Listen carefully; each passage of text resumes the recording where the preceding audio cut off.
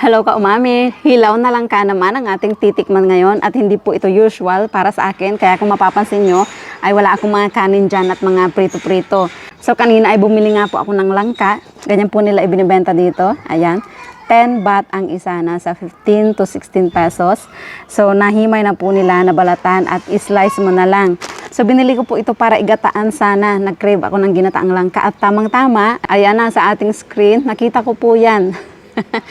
Thai po siya na isang mukbanger at nagmumukbang siya ng mga hilaw na pagkain, na gulay, na may langka na hilaw din.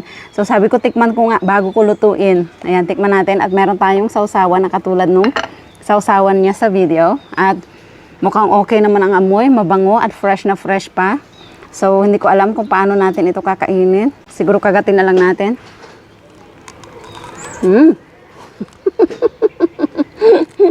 Ang kunat. Baka yung buto lang. Okay, try natin yung buto lang. Ayan. Napakamura pa po ng buto niya. Siguro buto lang kapag mura. Ayan, try natin. Kasi yung nasa picture na nakita natin, parang buto lang yung kinakain niya.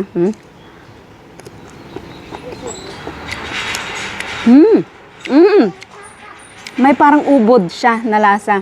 Subukan natin isawsaw. Pwede.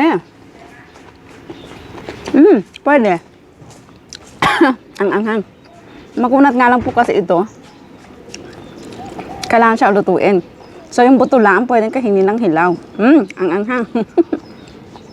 Kaso itong binili natin, parang bubot pa. Wala pang masyadong malalaking buto.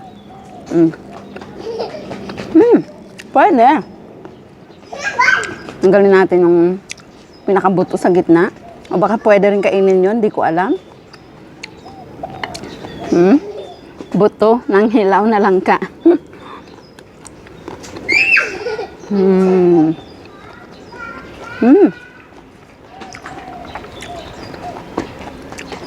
Masarap siya.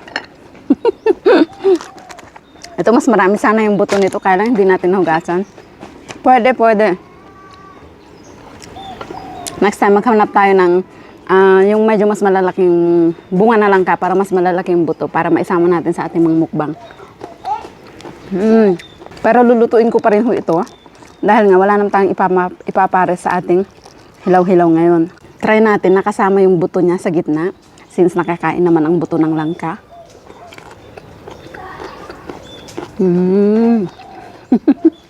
Parang ubod na, medyo makunat-kunat na crunchy-crunchy yung pagkakunat niya. So kung familiar po kayo na nakakain ng hilaw na langka, pag-i-comment ma'am. O baka sa mga expert dyan, baka bawal o masamang kainin, pag-i-comment po sa atin para wag na natin ituloy o para walang gumaya.